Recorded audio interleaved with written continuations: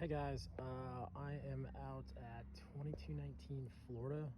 Um, it is in the State Streets, which, like I said, was kind of a up and coming area. It's a cute little 2-bedroom, 1-bathroom. And I know you guys said you wanted like kind of an overview of like what some of the stuff would cost, and what we can kind of do. So I'll tell you the things that cost, like what it cost me and my guys to do it. But that's like actual cost. That's not like profit as well. So if I do it, I got to add something in there. But if we hire it out, what it would kind of also cost, and some of the things that I would do and wouldn't do. So first and foremost, all this is vinyl siding, which is great. Not a lot of issues with it. It needs a paint job. It needs pressure washing. It needs a paint job. All these windows are all old, but there's basically no real rotting. It looks like this one's sagging. We could just push that up, cock it, screw it in there, call it a day.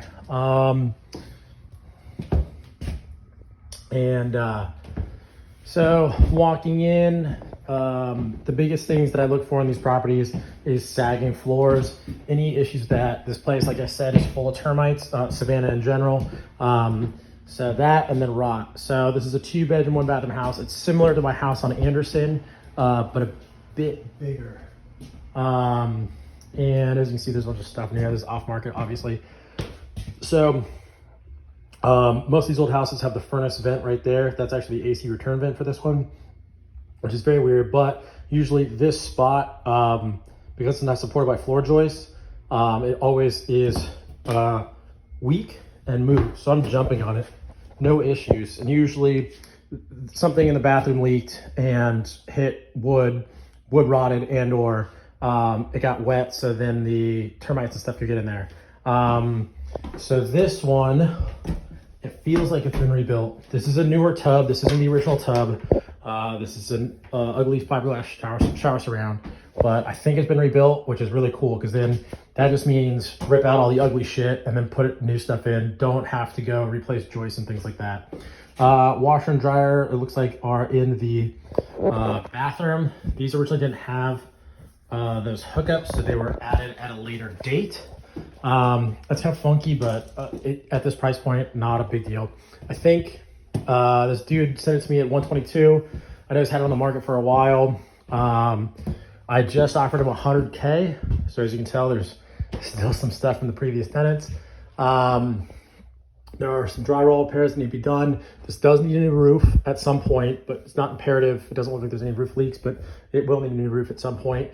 And then what I would do is take these closets all the way up to the top, because it's just, you can tell you're in a hood house when your closets don't go all the way up, you know, or not even made of drywall, but just wood. So, but other than that, it's a cute house. As you can see, I mean, they got OSB for oriented strand board for ceilings. So it's a cheaper house, but honestly, like, not bad. There's a few weird things we'd fix. I mean, you've got a vent here, I guess, from this bedroom to the kitchen. You've got a laundry hanging up thing space, I guess, right there. So we definitely changed some things. This ceiling, we'd pull that down. I know there's some issues with that outlet, but nothing too crazy. Kitchen is small, but once again, not bad. You see the floor, that's really funky, but I think what just happened is this is just super cheap, like Pergo laminate crap, and they just went right over and didn't care, and it just kind of gets smashed. People walking over here. Somewhat fresh water heater, no big deal. This house is looks like on gas. Oh no, take that back, that's electric right now. So it does have a 100-amp breaker panel, which has been upgraded, so that's nice. A little funky. There's your attic access right there. You know, you can tell that's the original outlet, so that wire is probably cloth wrapped. Not the best, but you know, with a light with LED loads, it's so much better than those old school incandescents. Kitchen, once again, small, but at a rental grade like this might be really actually nice if we rip all this out. and put a smaller refrigerator right there. So you're looking at cabinets, less than $1,000 in cabinets, countertops, depending on what we do, maybe $2,000. I like to put granite because it just looks good and it stays good and it's nice. I don't have to ever worry about it again.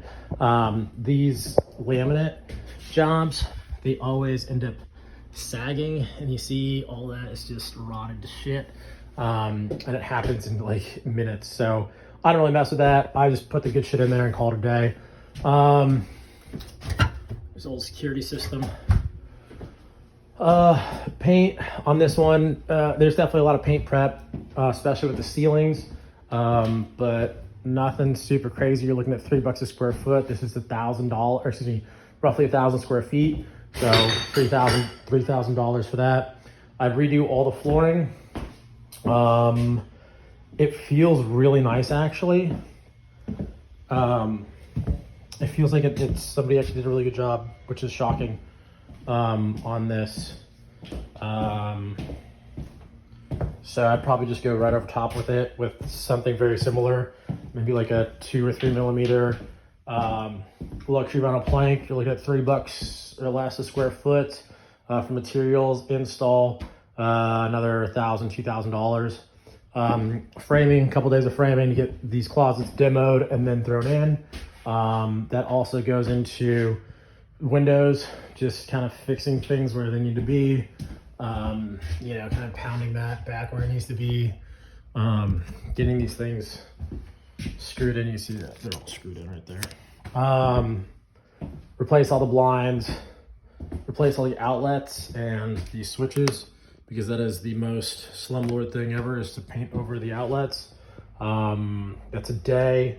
Materials are $150, but it's $350 in labor to do everything. It just takes time. Bathroom, all that replaced. Ripped up this ceiling because it's gross and nasty. Put in a new fart fan because it looks like there is no fart fan. Let's see. Materials wise, mirror, lights, toilet, vanity. $1,000. Depending on what you guys would do here, I always do tile bath surrounds. These fiberglass ones are like $700. And I would probably replace the tub as well. So you're looking at like 5 G's to do this, roughly. And in here, like I said, demo, fix this crap. Yeah, all in, you know, I think if you were subbing this out like 20 G's materials and labor, probably less though. And it looks like there's a couple of these 2 ones that have been going around for like 150, 170. I'm just on my phone. I don't have the MLS on here, but I'm very bullish on this area. Fence is expensive. There's a lot of fencing that needs to get done, but it's also a really nice backyard. Beautiful pine tree, although it's kind of leaning towards the house. That's $1,500 at least to trim this one, trim this back, probably hit that branch right there, and then hit up this magnolia, which is absolutely beautiful. Yeah. So I mean, honestly, you got, you know, almost a bathroom out in trees. But other than that, not bad. Everything else is very solid. And I think the big reason why it's so solid is because they wrapped everything in vinyl. So over here, like I said it earlier, the plumbing's been changed at some point. So that's all the old plumbing that's just hanging out. So not a bad sign, actually. Everything looks pretty square. Everything looks pretty solid. Package unit AC system, which is nice. Let's see. So I never tell you the date, but what a lot of them, usually the first number or 2 for the serial number is the year that it was made. So 2003. So 20 years old. Might be time for one. might not be, who knows, could be a tune-up. Let's just say for guessing sakes, might need to replace that. If it's just the unit, you're looking at 5,000. But you know, maybe not. Some cool things. New meter can. That's new. When I say new, within the last 5 years. That's the old panel box. You can see some fuckeries going on because I didn't close that in. 100 amp main. So you've got, obviously right here, this is your natural gas, and so you got a natural gas heater. Probably keep that. And then this is new as well. So new sub panel, a couple new circuit breakers. Kind of wondering why they're using mixing and matching Eaton and Square D, but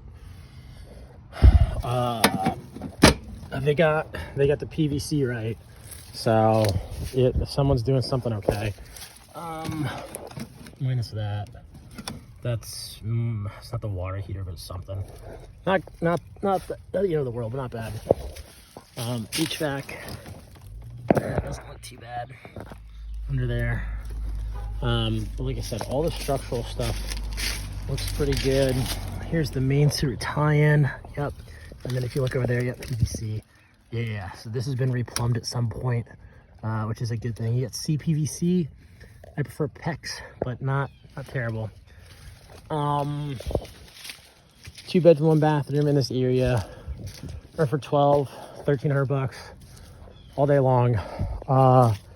That I would say. But I thought my personal house on Anderson Street was gonna rent. Sun on my eye. Was gonna rent for $1,200, and it rented for $16.